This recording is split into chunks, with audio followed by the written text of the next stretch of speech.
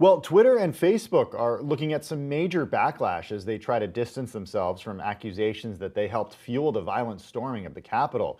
Bloomberg's Ben Brody, who covers the tech industry, joins me now from Washington. Ben, thanks so much for being here. What are the sort of ramifications for big tech and that big tech potentially faces after last week's events?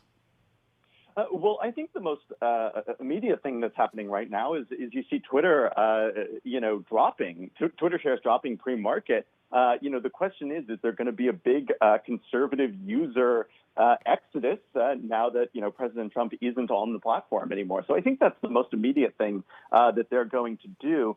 But then I think you turn to Congress and you have the Democrats who, as Billy mentioned, really want to punish people for the events of last week. And that could really mean coming down on the platforms, looking at their liability protections, maybe even going after them for antitrust. Okay, so let's take a step back and remember what happened late Friday.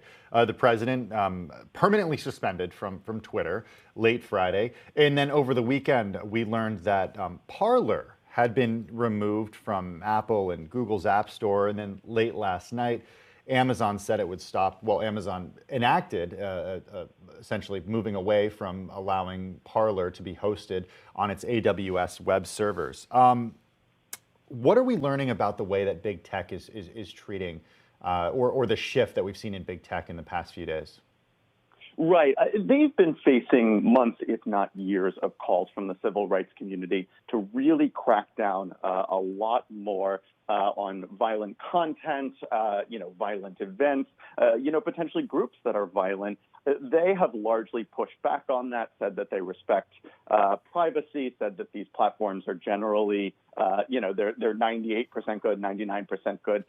That went totally the other way. You even had Google and Apple pulling Parler from the App Store. They are basically looking at this landscape, I think, and seeing that basically a lot of that criticism may have had a little more merit than they gave it credit for. But as I said, I think they are also seeing Democrats are about to sweep into power, and Democrats blame them for a lot of these things and could come down really hard. And I think they see a business imperative, a moral imperative, and a political imperative all lining up at the same time to just sweep this stuff away.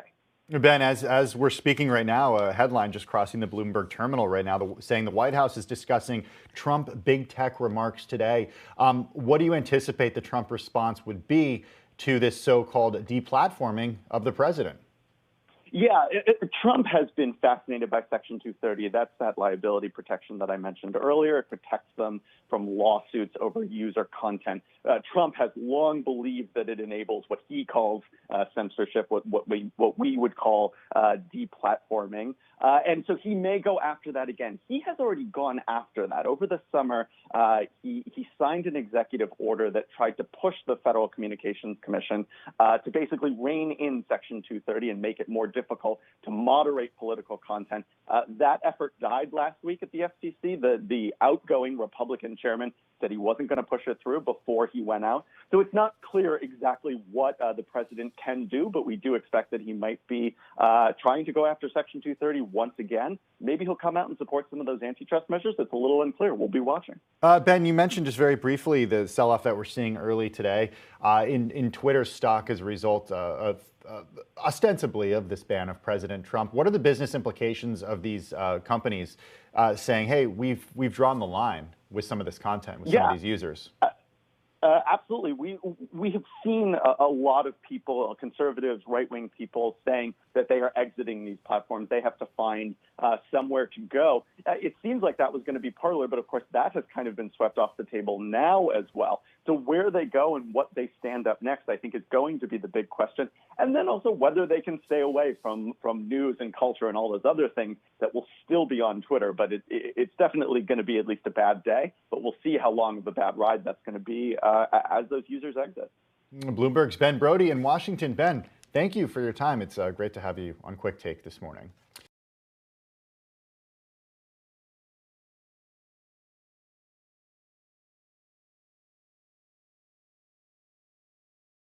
The biggest stories the moment they happen from around the globe. Subscribe to Bloomberg Quicktake now for insight in an instant.